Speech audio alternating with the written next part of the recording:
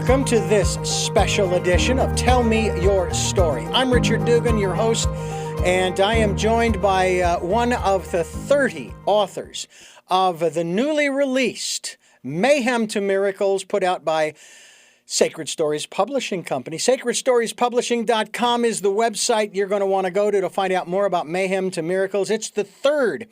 It's the third in the, at least at present, trilogy. Chaos to Clarity was the first one. We did 12 of those authors back in January of 2019. And the entire month was dedicated. Well, this month is dedicated 100% to Mayhem to Miracles. We're going to be featuring them in all 4 time slots on Tell Me Your Story, 7 a.m. and 7 p.m., Sundays, Mondays at 1 a.m., and Wednesdays at 9 a.m. So I certainly hope that you will take the initiative to listen to them all, but you can hear them on the podcasts on SoundCloud, iTunes, TuneIn Radio, Spotify, Stitcher, Player FM, iHeart, Amazon Music, and many others, as well as watch these interviews on YouTube. That's right, you can watch them on YouTube, the channel Tell Me Your Story. Gee, there's a surprise. As well as SoundCloud and all the other locations. I hope you'll subscribe. By the way, as of today's broadcast, this program, we are at 39 subscribers on YouTube, which doesn't sound like a lot, but hey, it's 39 more than I had some time ago. I'm not sure when it all started. But also have over 50,000 listens since January 1, 2018, the SoundCloud podcast statistics. So, and by the way, Ireland, my home state, if you will, I'm looking to move there. If anybody wants to adopt me, I'm ready. You're number 3, top 3. India's number 2, and of course, America's number 1. So we certainly hope that Ireland, you listen more to put yourself in the top spot. Dublin, Ireland is also at the top spot of the cities listening around the world. Well, with those particular items said, we're going to dive into an unbirthday gift miracle having to do with Mayhem to Miracles. Again, it's the transforming of people's lives. And of course, here on the program, we talk about choices and knowledge of those choices. Well, we chose Myriam Ben Salam to join us all the way from, ladies and gentlemen, are you ready for this? No, she's not coming from Mars. Tunisia in Africa. And Myriam, thank you so much for joining us on the program. Well, I am beyond grateful to be here with you today. I mean, it means the word to enjoy your company. I'm already enjoying it. Oh, well, thank you. And it has been actually a joy to be invited. And I hope that we will be able to have some deep, meaningful introspection together, because that's really so meaningful to me. So thank you again for having me. Well, you are very welcome, and I am just grateful that we have been able to secure 12 different guests or authors from the 30. Certainly, we could have had our pick, but we chose you and several others who are going to be featured in our 9 a.m. special edition of Tell Me Your Story on the 4 Wednesdays in November. Let me ask you about this, kind of where we begin, about the work that you do. Not necessarily your 9-to-5er, but the transformational work. What is it that you do and have done to transform your life and have shared with others to help them to transform their lives? Oh boy, that's a big question, actually. Well, let me just start from the very beginning. So I used to be an engineer, and I've been working in some multinational IT companies. Last position was an IT project manager. And I have been really suffering from never feeling fulfilled with what I was doing, while I was wholeheartedly investing myself in my job, in a way, just because I was suffering from what we call an imposter syndrome, what we call in more simplistic words, perfectionism.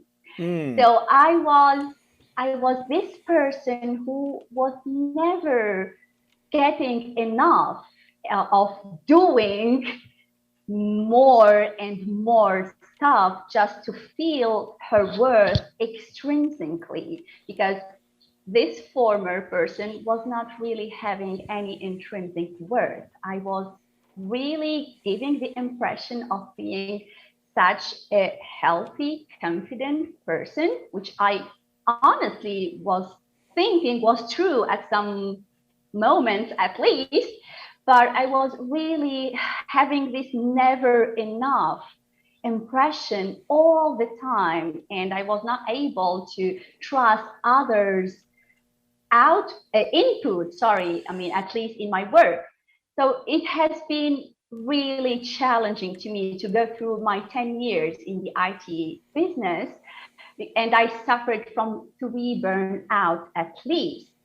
The last position I was in Paris, and I was working in a consultancy company actually, and like the consultancy service is in general considering people as numbers much more than people. Of course, those who are not have all my respect. So I was really feeling that I was needing to do much more.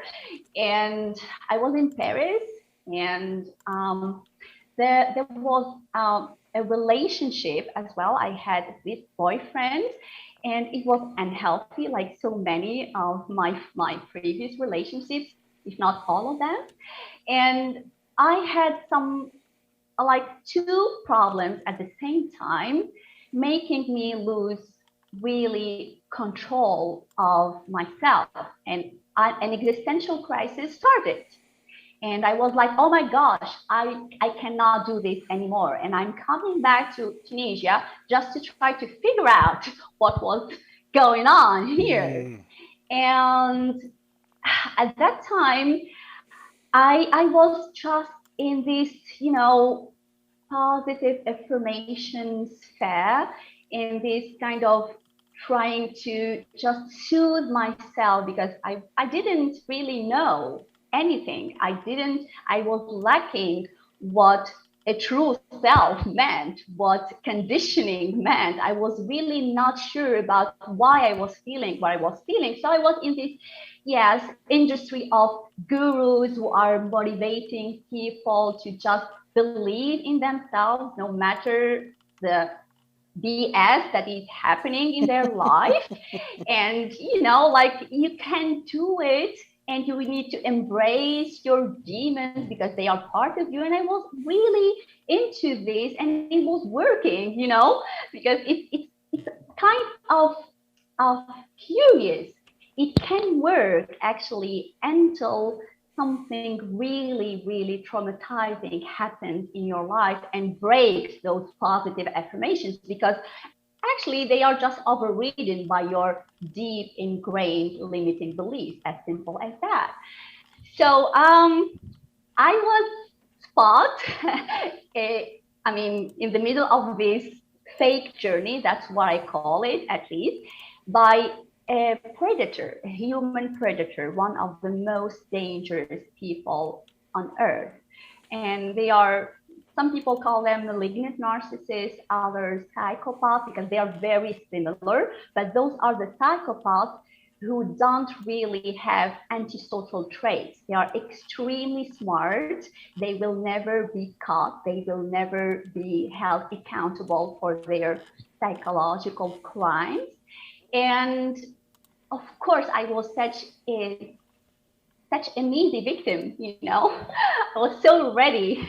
I was in this optimistic bubble of, okay, now I'm trying to understand what's going on in my life, and I want a new life. I want new goals, new aspiration, and because I was not really aware of what a mission that goes beyond myself meant at the time. Just feeling better, my well-being was really my priority. And I was in this optimistic, bubble, and like I was joyful, enjoying those like affirmations, enjoying those, illusions. And he started love bombing me, and that's what we call in the psychological term. And it means that they will show you what you need to see. They will really mirror your being, your needs, because they are experts in reading your needs. And obviously at some point they will get rid of you because they're done with you. And it was done in the most horrific ways, possible ways, inhumane ways. And I was just left in the darkest places you can think of. And I was really ready to end this meaningless life. I was already suffering from a low self-esteem and only having this illusion of being worthy. And this person was so successful in destroying completely what was left from my self-esteem. And I remember I was sitting on the floor, and I can't even describe what I was feeling and how worthless I was feeling. And I was having my pills and really ready to execute on my plan, to kill myself. And I can't even understand now what happened until this moment. I can't even describe it. I literally felt that I was dissociating from myself. Then I learned that we call this the out-of-body experience. And that the servant leader in me, the original being before any conditioning started, was dissociating and showing me all the lies of my twisted subconscious program. Everything that was vehiculated to me by first my caregivers and then confirmed by the environment and the society of the never enough mindset. And I was seeing my life literally passing by, and without even putting my hand on my heart, I was feeling it beating so hardly, and my tears, it was like a river of tears, and I couldn't really express what I was seeing. It was beyond words. It was like the gratitude I was feeling for what was happening, whatever was happening to me at that moment, was just more than I could ever explain or describe. It just unleashed not only the limitless amount of love, like it kind of awakened my spirit that was like laying dormant, just waiting for that moment to happen. And it unleashed this unlimited amount of love we all have originally. And I was also be able to see that I was here in this universe, that I was one with this universe, and that this gigantic universe wasn't anything but revolving around my small self, that I was here for much more than my well-being or whatever we want to have as a priority. And I was here to leave some legacy, no matter how big or small. I mean, it can be a tiny legacy. It doesn't have to be changing the world, but something, anything that goes beyond yourself. And that moment was only the beginning, obviously, because, awakening your spirit is something. Aligning your mind, your subconscious mind, with this spirit is a completely different story. But that was the beginning. And of course, I was like, I gave up on any stupid plan, like hopefully. And I was like, okay, now we need to figure out what happened. But first, just take some time to heal a little bit the most obvious wounds and scars that were like left by, not only the predator, I would say, but my whole life, like all the traumas that I've been experiencing my whole life. So that took a few months.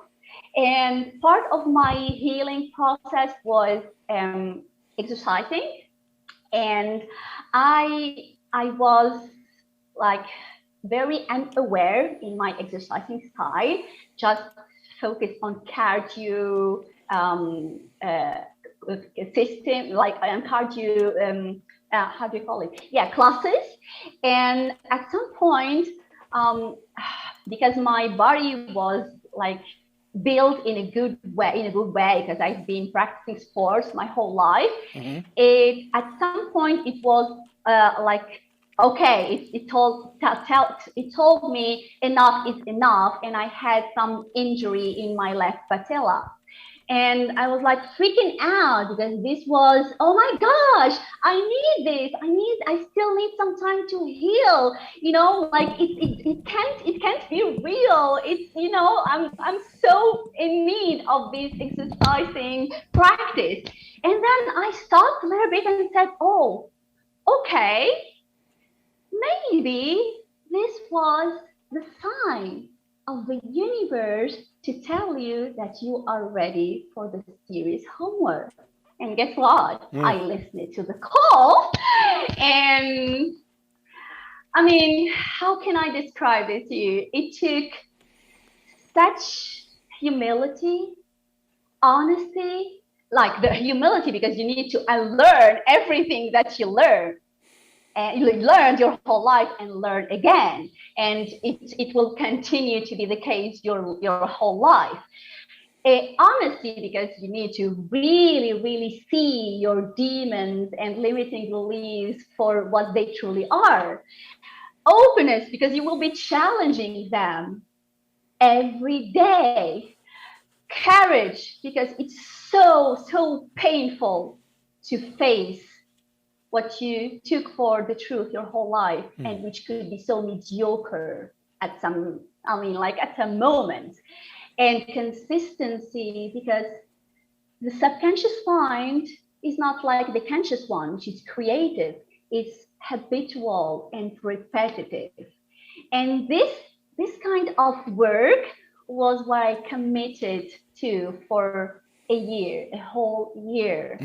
And this was my way to start just what I was seeing in this out of body experience, and the legacy that I could leave for the generations unborn, which is just educating people on the power of their subconscious program, and that they can decide to break free from their conditioning at any point. It's not easy. It's not straightforward. It takes, as I said, a lot of requirements. But if I was able to do it, and I'm a normal person, then I believe that all of those people who are ready to listen to the call of their true self can also do the same thing. That was how it all started. So I just started with some mentorship. That was my first way of doing it. And at the same time, I started writing. And I never thought, like ever in my life, that I would be writing a single word. Like the need of just telling the word about what I went through, about how possible it was to rewrite the narrative, the story. That's what created the need to write in the first place. And I'm so grateful for this need, because that's what I find now currently as my most meaningful way, at least, to educate the audiences who are really ready for this beautiful journey. I think they are. And we're talking with Myriam Ben Salem, and we're talking about the work that she does, as well as other things that we are going to discuss in light of Mayhem To Miracles, put out by the Sacred Stories Publishing Company. I hope that you folks will stay right where you are. And I'm Richard Dugan, your host of Tell Me Your Story, New Paradigms for a New World. And we are talking with Myriam Ben Salem. And she is coming to us all the way from Tunisia, talking to us not only about the work that she does, helping others to transform their lives. One of the things that I wanted to ask you, because you mentioned you started out as an engineer, so to speak. How has being an engineer helped you in this work? Or has it? Or has it taught you just the opposite of maybe what you learned as an engineer? Well, that's a great question, actually. I would say that the way being an engineer helped me is critical thinking, probably.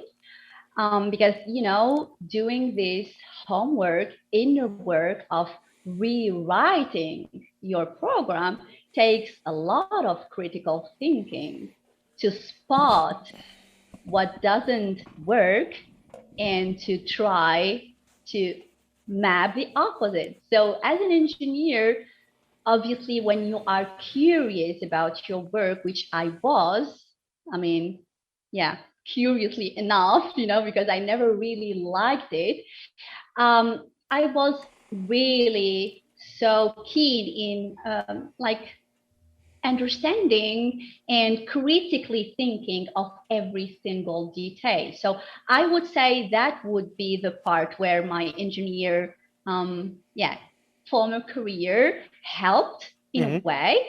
And obviously as well, it helped me figure out my patterns, my unhealthy patterns, my attachment style. And by the way, I love the attachment theory because it's so powerful in explaining all the behaviors we can be observing in the world, all the unhealthy relationship root causes are basically rooted in what kind of attachment style, mostly. So this was a part of what I digged deeply during my work, my inner work. And because I used to have such a hard time in my engineering career, that was part of course as well, that really helped figuring out what was going on, why I was such a workaholic, for instance, why I was not able to trust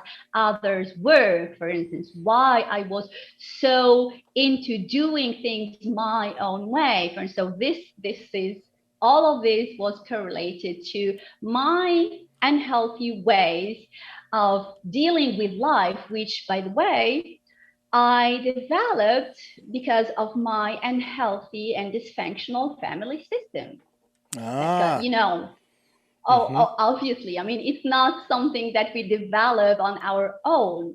Like every single kid in the world has basically the same human needs: to be loved unconditionally, to be seen, to be validated, to be encouraged, to be celebrated, to be belonging, like it's basically not only some kids' needs, it's every single human being need.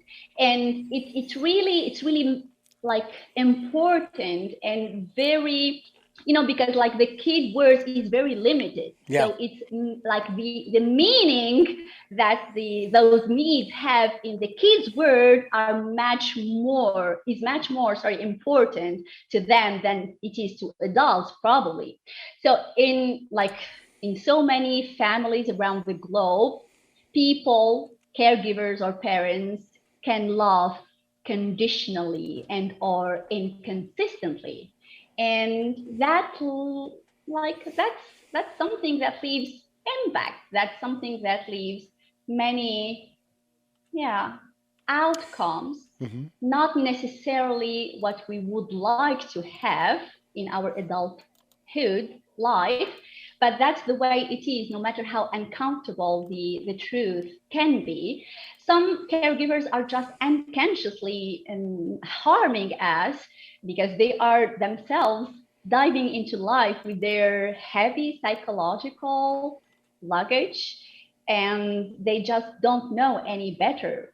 Some others are just what one of my very favorite therapists call craved individuals, and it like C stands for conflict, R stands for rigid, A stands for antagonist, E stands for entitled, and D stands for dysregulated. And those are people who can be narcissists, who can be some difficult personalities, and they would add another layer of harm on their kids.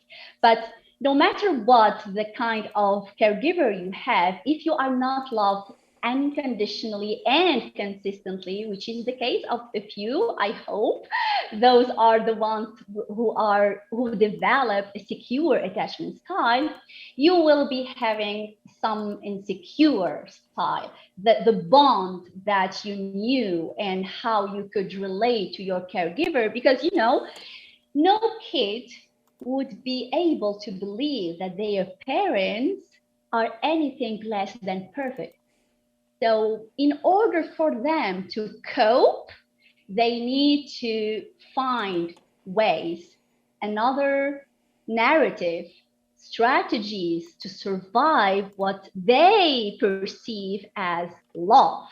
And the fact of the matter is that we are just repeating what we have been familiar with in our childhood, in our life, in our adulthood, early, even teens, and early adulthood, until we can at some point become aware of the trap and break the curse.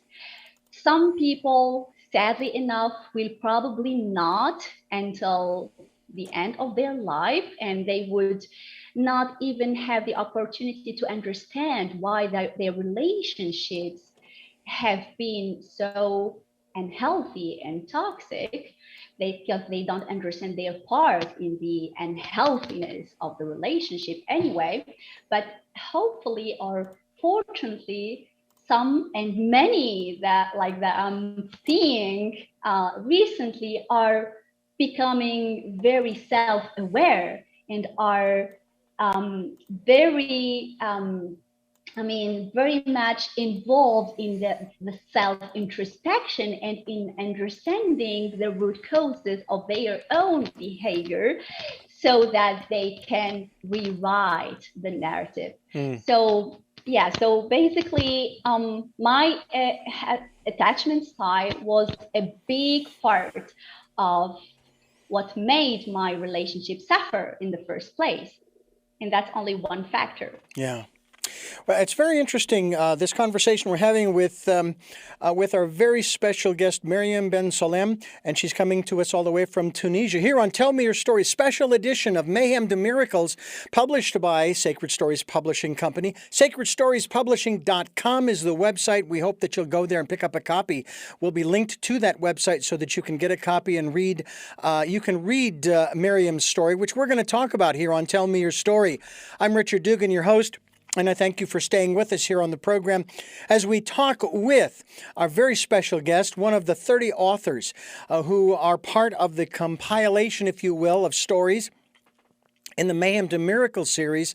It's actually the third in a series, I should say, from Chaos to Clarity, Crappy to Happy, and now Mayhem To Miracles. And we are so glad that she is with us, all the way from Tunisia, Africa. I've never been to Africa myself.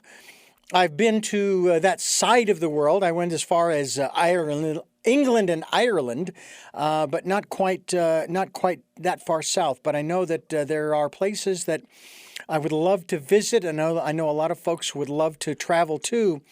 I want to ask you about your story, and it, of course, is entitled, the story that you wrote and submitted is actually entitled The Unbirthday Gift Miracle. Tell us about that story. Oh boy. So 2 years ago, or it was last year, I think it was last year, I made my mind that I wouldn't celebrate my birthday anymore because, it was just meaningless to me. My rebirth made me realize that this was the moment that I started truly living, and that anything else that happened by the past was just trying to survive, and that my birthday would become just meaningless to me. So it was kind of a special day anyway, because I was in my very favorite co-working space, and one of my friends, my very cherished friends, he's from Sweden, and he called me to celebrate with me my birthday. And he wasn't really aware of my decision, so I just started to tell him a little bit about my decision. And I was, by the way, so I'm like the new person I am today is being vulnerable and open publicly without any problem. Like I can cry. I'm a crier. I cry out of so many things, and I can do it publicly, and which I would have never thought being able to do before. So I was just like not even trying to hide or try to find somewhere to go to tell the person what I was willing to tell him. And I was talking to him about some very hard trauma to handle, a new one. And it was like kind of a secret, a dark secret that I discovered in my close circle. And I was going through what we call a radical acceptance grief, very painful one. And I was at the same time crying and laughing at myself and expressing how grateful I am anyway for this trauma, and which is the case for all what I've been experiencing, even like the perpetrator. I'm so grateful to that person actually, because without him I wouldn't have been here anyway. I wouldn't have been who I am today. And it was like taking over 20 minutes of sharing and expressing all the range of my emotions. And when I was done, there was a girl who came in my direction. She was literally shaking and crying all the tears of her body, and I was very concerned about her, and I was like asking, is everything okay? I'm so sorry, how can I help you? And she was, no, it's okay, everything is okay. And it's the first time of my whole life that I dare talk to a stranger. And I was, okay, do you want to tell me about what's going on? And she was like, I'm so sorry to start with, because I unintentionally heard your story, your sharing, and I just couldn't help but to come to you to thank you so deeply for what you have just done unintentionally. I am going myself through some very uncomfortable hardship, and hearing you talking about what you're going through yourself with all this gratitude, inner peace, and that way of expressing what you are going through uplifted my spirits to some ways you cannot even imagine. And I was like, oh my gosh. I mean, again, dear universe, dear magical universe, you had some other plans for me. Even when I made my mind not to celebrate this birthday, you just gifted me the most precious and priceless birthday gift of all of them, of all my 36 years.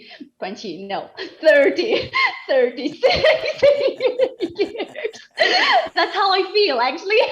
Good. So yeah. Well, I'm in my 60. I'm 61 now and loving it. And one of the things that I have found so interesting is almost that same feeling. It's almost as if, and it's not out of any sense of anything other than it's just another day, and it comes and goes just as fast as every other day. I mean, I appreciate the recognition or the acknowledgement by those, especially, you know, how when you sign up on things online and you'll put your birth date in there just because they want to know how old you are. And then around your birthday, you start getting all of these comments from people. Happy birthday, congratulations, da-da-da-da-da. I appreciate the fact that you've taken the time. Most of the time, that's what it is, as opposed to an algorithm. But it's like any other day. And so are all of the other holidays. Now, I understand and I can appreciate, some of these others. And I'd like to talk a little bit about that as we continue talking with Myriam Ben Salem. And we're talking about the work that she has contributed to Mayhem to Miracles, published by Sacred Stories Publishing. And we're talking about it here on Tell Me Your Story, New Paradigms for a New World, as we give you choices and knowledge of those choices to help make your dreams come true. Mayhem to Miracles is the third in a series of books put out by Sacred Stories Publishing. Myriam Ben Salem is my guest, and I want to, again, thank you so much for giving us the time all the way from Tunisia. I have to say that because I love it when we are talking with people across the world. We've had guests. I actually had to do an interview once that was conducted at 11 p.m. local time, all the way to Australia. I did an interview with a guest. I've done a number of interviews with guests in Australia, and as well as in Europe and England, Ireland. I think this is my first interview into Africa. I've done India. Don't think I've done China yet, or the Southeast Asian countries per se, but nonetheless, it doesn't matter. It's just exciting to travel the world, even if it's virtually, and I'm happy about that. I want to ask you, as we continue here, to talk about, and I did have a line of thought, but I'm going to go a different direction here. You mentioned this earlier, the inner life. We talk about that all the time because we are in what I have dubbed the decade of perfect vision. We did have a year of perfect vision, 2020. Now it's the decade, the 2020s, where we're encouraging people to go within, spend time listening to that still small voice, finding that quiet, peaceful, calm space where they can, again, just relax and rejuvenate, etc., etc. Talk to us from your perspective about how important, and I suppose if you wanted to put it on a scale of 1 to 10, how important it is for us to develop that inner life. Oh, goodness. Wow. I mean, if I may just add something related to what you were talking about visiting the globe.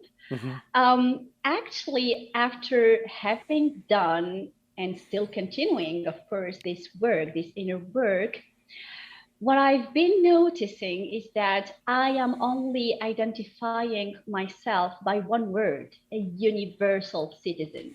I don't mind where I am born. I don't mind which countries I've been to.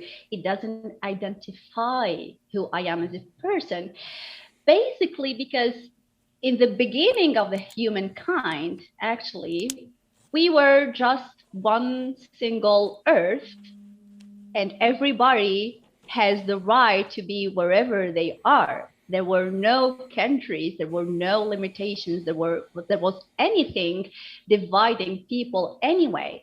So you can be born wherever you are if you are connected again with the original being, who is a servant leader and who is here for something much more meaningful than just identifying ourselves with any factor.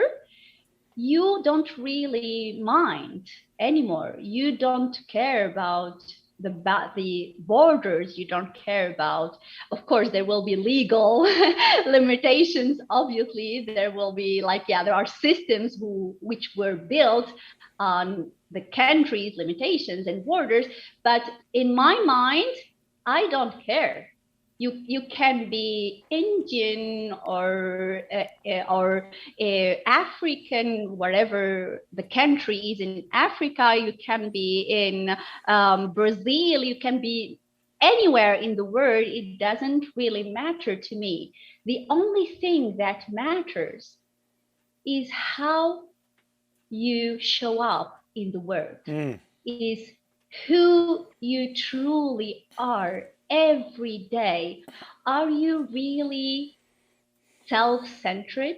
Are you really anxious about what your small circle and how to provide, which is legitimate, to your family, and you are not really willing to show up as your best version every day, living by the principles? Or are you, wherever the work you are doing, wherever the country you are coming from, are you just being the best person you can for whoever needs you to be this person every day? And that's what is really important to me. So again, being a universal citizen means to me caring for the whole universe, not only human, not only fellow humans, not only animals, the whole system, the whole anything that could be living and that could be really needing to be cared for. And for me, again, the birthday, you mentioned that it's a day for you and that you appreciate the celebration, yes, which is good. But again, you can be celebrated every single day. Yeah. If you are in really healthy relationships, and those are the ones that I knew only after having done the major part of my work, at least, you don't really care about this day anymore, as you said, because the celebration is part of what a truly healthy relationship is. And I love to call my healthy relationships soul friendships. And to me, it didn't really matter a lot to be in this lockdown, imposed lockdown by the pandemic. Even though I'm a kinesthetic person, I love hugging, I love giving kisses. But what is really so magical and phenomenal and enchanting is that those soul friendships that I call home as well, you can get soul hugs every day. And those soul hugs are at a much higher level, to me at least, than the physical hugs.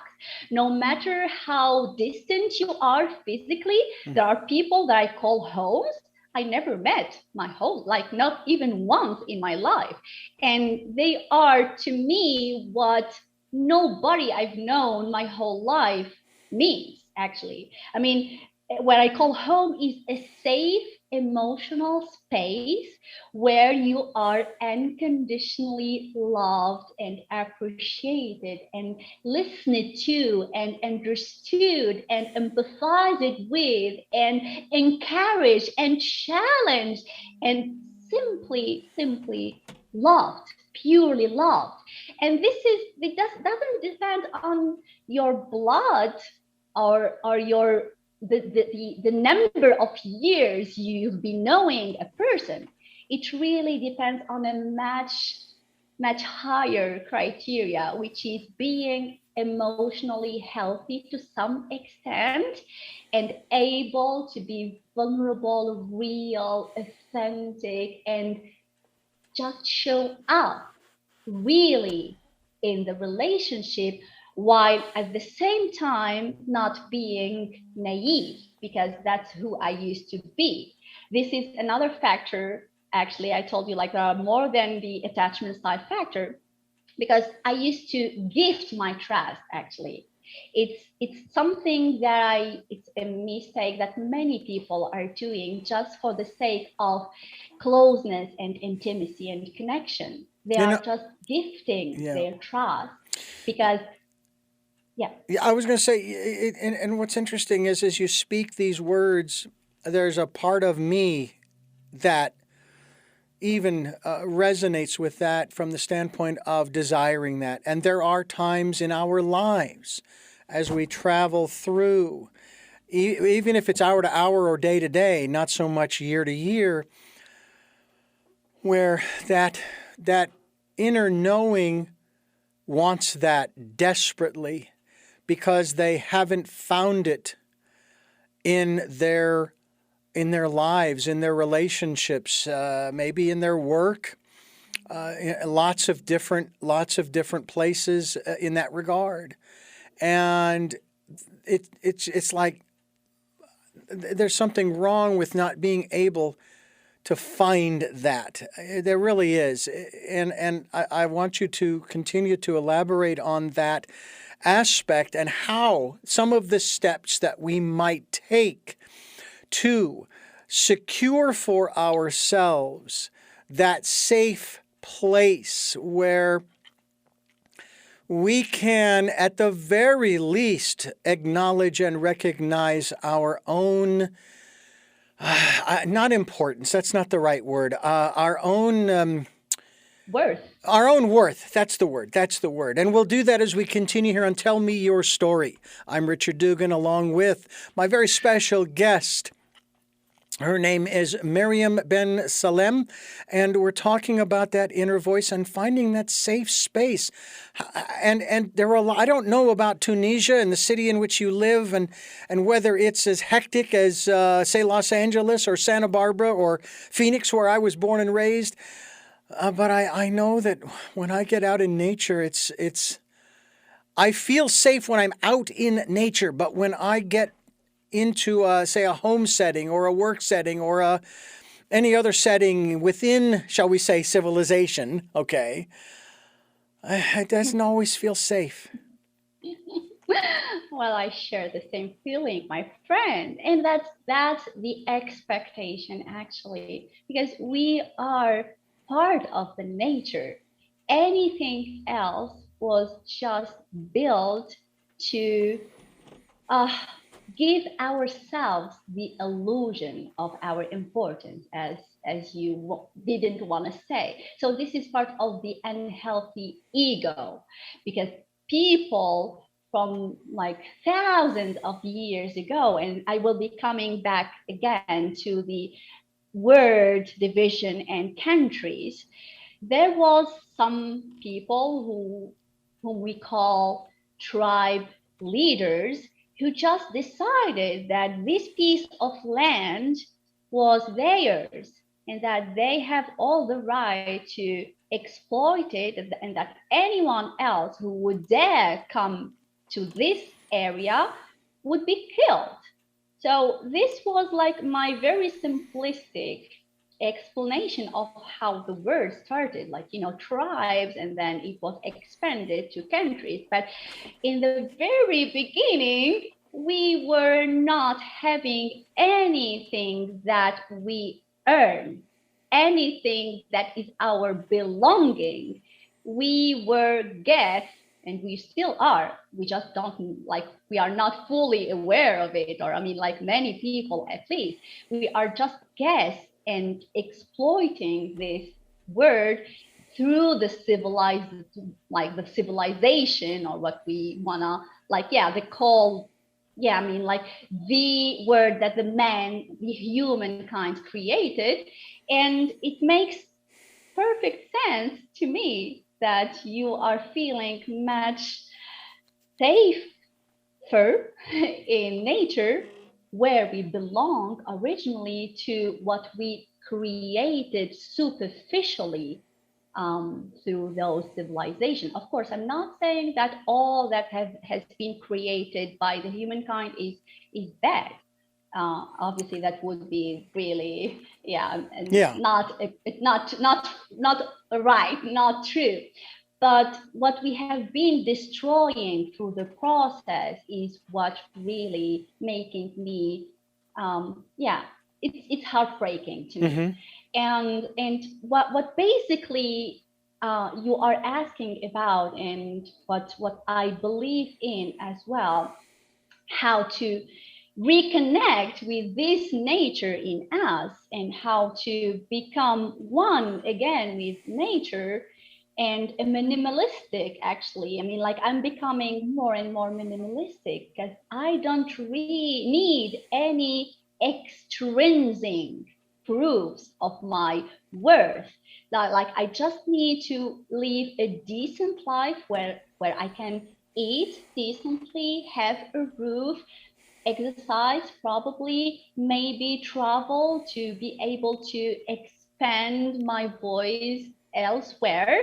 And that's it. I don't need to change my car. I don't need to buy a house. I will never ever buy a house, by the way. That's a decision that I've made. And I will not have anything that I don't need to live decently. And that's what you are able to achieve whenever you are connected again with your inner work, through rewriting your subconscious program. I mean, there is actually two kinds of limiting beliefs that we need to basically destroy: the limiting beliefs about the self, and the limiting beliefs about the world. And what I started with, actually, like, this is something that that maybe I don't share with many other people who are like labeling themselves as spiritual, which is the need to meditate. I mean, I don't really meditate. I'm like finding myself, whenever I am trying to do some self-awareness exercise, in this meditative state without preparing anything. But that's me. That's how it works for me. What works for me doesn't probably work for everybody else. So basically, I just had the chance as well to have some time for myself. Like, I took a sabbatical for a year, so that I could really focus on this very, very painful and required, and the most rewarding investment of my whole existence, I'd say. So, like, basically, as I'm saying, as I said, the limiting beliefs about the world are much easier to destroy. And it really takes to ask oneself a very trivial question. By having this belief, no matter what it is, am I violating any universal principle, any natural law that we all have? It's our conscience, it's our spirit, it's the natural constitution. We all have those principles, but we somehow betrayed them because of the conditioning. So basically, my first exercise, the very first exercise that I did, was about my previous homophobia. So yes, I'm not proud at all of who I used to be, the homophobic person I used to be. And I was like, yes, okay, now we are going to start with this one, probably one of the most difficult ones.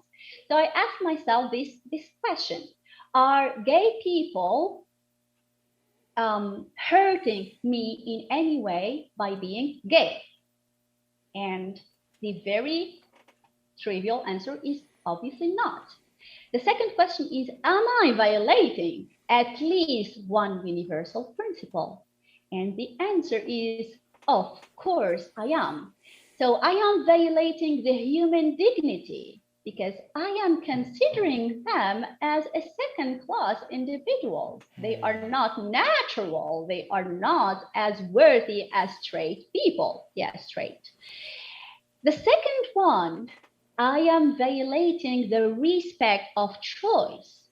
If we admit that there is any choice at all, we only need to look at the nature to see gay lions and monkeys and whatever species. So it's a natural thing. But even if we admit or we suppose that it is not natural, we can't violate the choice. Mm-hmm. We need to respect the choice of this person. The third one, I am violating their I couldn't find the word. So I am violating the equity because we know that the gay communities, all LGBTQ plus, more generally, are not treated the same way all over the globe. Okay, except for some countries which took some very honorable measures, the same way as straight people. So I am not only violating one or two, but three huge universal principles. Mm-hmm. And actually, what I've been doing it in such like a serious and honest way. It triggered a conscious shame, like such a big amount of conscious shame. And that's something that I love. The unconscious shame is unhealthy, but the conscious one, it really helps taking actions. And it also triggered such a beautiful compassion to the LGBTQ plus communities. And something which is very, very not common is rewriting an algorithm about the word instantly. That's like something very, very not common, because as I told you, like as we know, the subconscious program is habitual.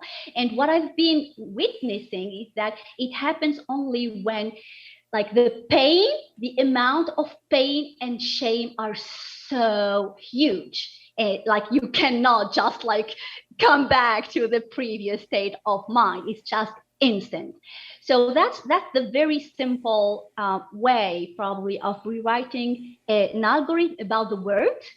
And the other part is our limiting beliefs about ourselves. It's much more true. It's much trickier actually, because it's not, there is no there is no constitution you can use. There is no real notebook you can use.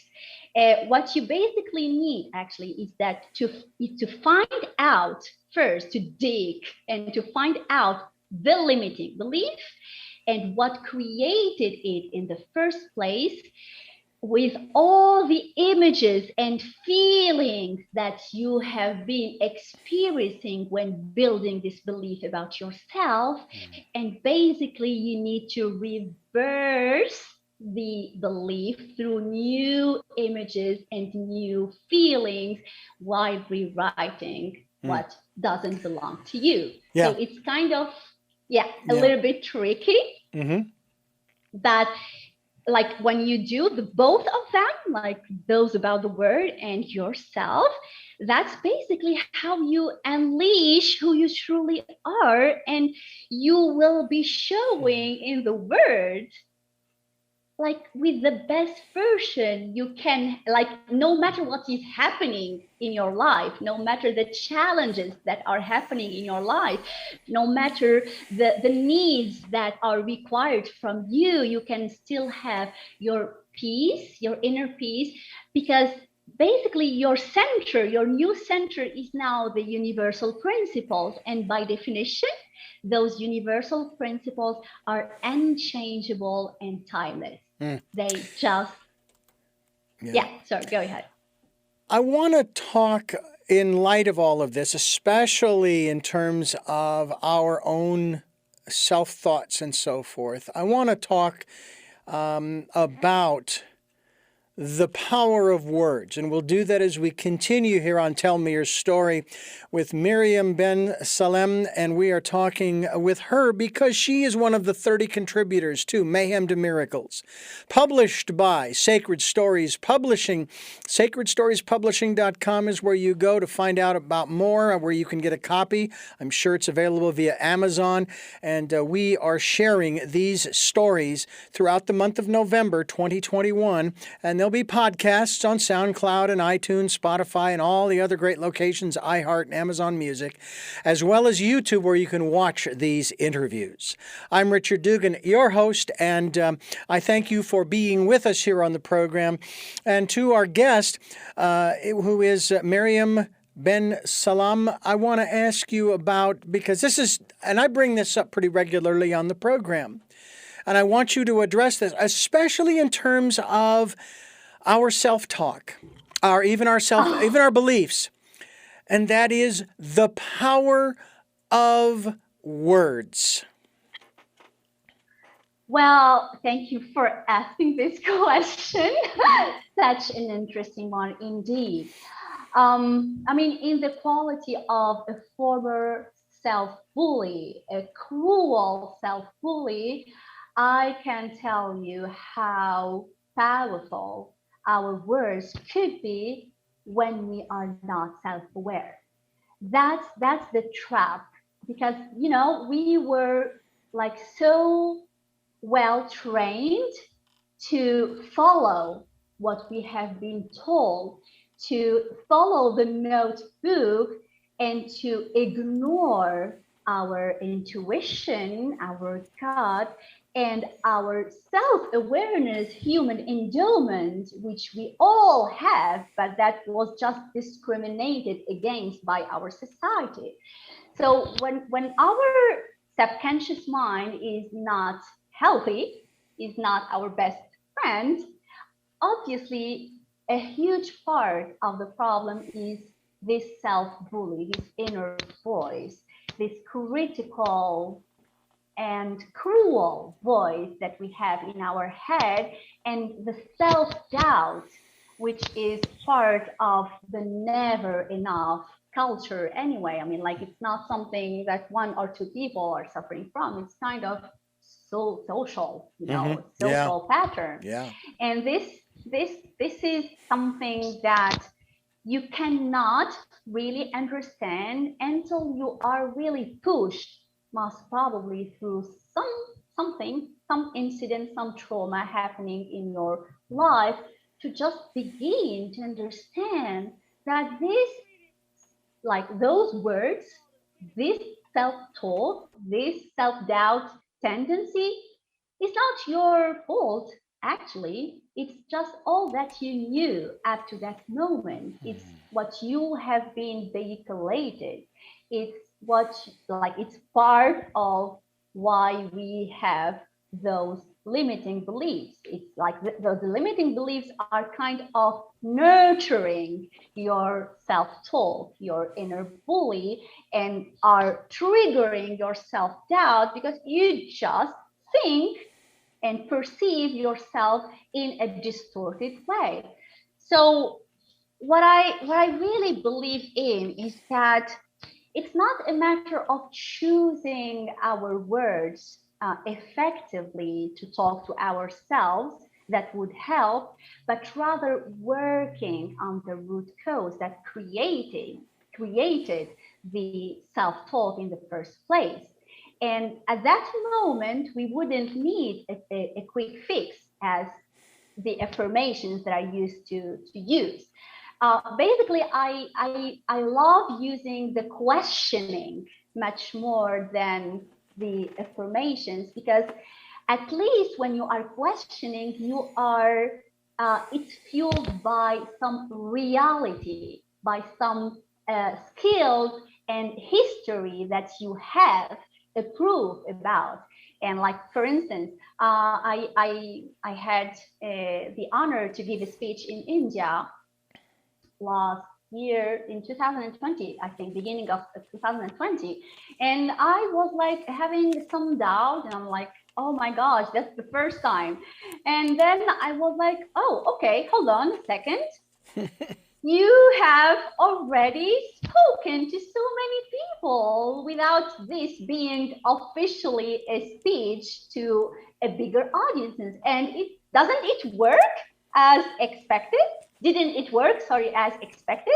And then, like, when you are asking the question and you are finding the proof that yes, indeed, it worked so well that I couldn't even imagine it to work that well, then you know that you have the skills, the required capacity to go through this challenge that you are having some doubt about.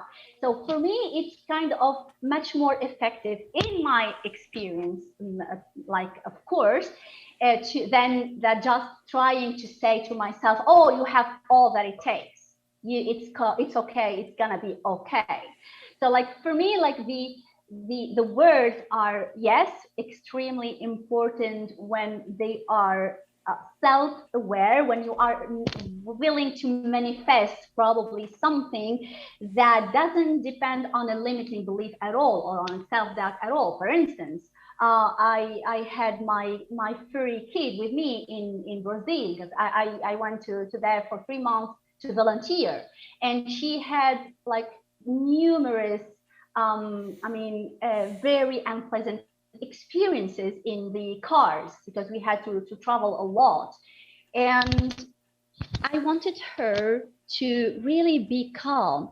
And I said, okay, to myself, well, I will be trying to give my gratitude to the universe as if it happened already. As if I was feeling the feeling of being so thrilled that my kid is being okay in this car, is enjoying the ride, is being calm, is not anxious. And I was feeling this feeling so deeply and giving my gratitude, to the universe before this happening, that I was so blown away by seeing it happening for real. This was my very first, and I'm still novice in this area, very first manifestation experience. So what I'm trying to say is that for me, the words matter a lot when you are really self-aware and very, very conscious about what you are doing in relation to something that you desire, but that is not blocked by some belief that you still have in your subconscious program, if I may summarize. Absolutely. That was very good. And I think that that's important for people to keep in mind. It's something that I have said over and over again. Words have power. And the reason why people use the certain words that they do in the different realms of our society that we have, whether it be politics or business or religion, they are using those words with an intent. But when you start looking at self and you start, as you've described, that's a whole different situation that you need to take a look at. What we need to take a look at is what we do at the end of every program, and we're going to do that in just a moment as we continue talking with our very special guest, Myriam Ben Salem, and we are talking with her because she's a contributor, one of 30, to Mayhem to Miracles. It is published by the Sacred Stories Publishing Company, and sacredstoriespublishing.com is the website. We hope you will go there on the internet. We will be linked to them as well so that you can get a copy of your own version, if you will, of Mayhem to Miracles. It's the third in a series of books on these subjects, Chaos to Clarity, which we focused on in 2019, January, and then there was Crappy to Happy, and now we are talking about Mayhem to Miracles here on Tell Me Your Story. We are bringing you new paradigms for a new world. We're also bringing you choices and knowledge of those choices to help make your dreams come true. We're doing that with our special guest all the way from Tunisia. Her name is Myriam Ben Salem, and I want to thank you so very much much for being a part of this series of programs, as many others have as well, and sharing your story and the work that you are doing in helping not only yourself, but others to transform their lives. And I will just add this little element, and that is that when Jesus told his apostles that the works that Jesus was doing, they could do also. However, he told them, but really, you guys are going to be doing greater works than these. I truly do believe he meant transformation of one's life was the greater work.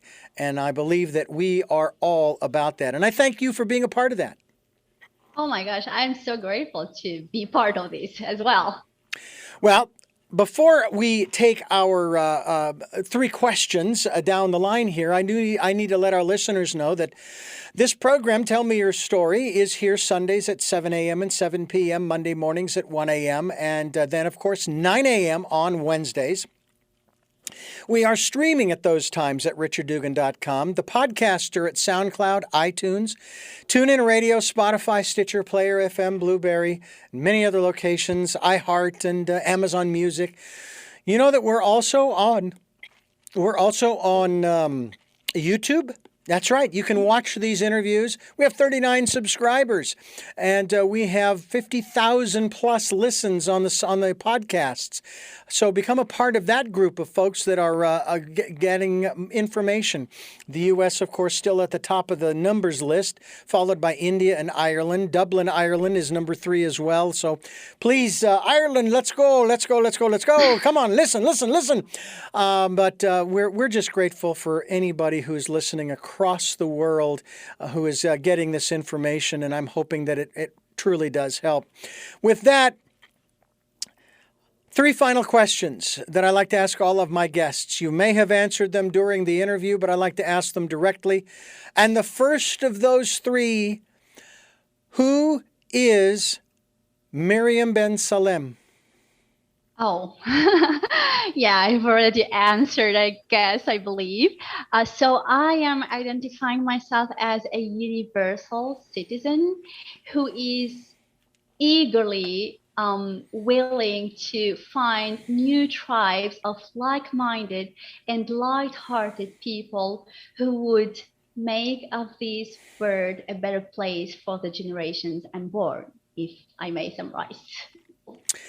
What is it that you hope to or want to achieve through the work that you are doing now? Well, it is correlated actually to all what we have been talking about, the mission of educating people on the importance of having a friendly subconscious program so that they can love themselves genuinely first and unleash a huge amount of love and caring for all the living creators and the environment and everything that matters in the world. And also, and this is very important to me, stop enabling the manipulators and the abusers who are making of our world that imbalance in the first place. So this is only possible through education, because education is our power. We can be really connected to our God, but if we don't know that much about the red flags, it's still a problem. So, and finally, what is your life's purpose? Well, it is still, again, correlated to the same thing.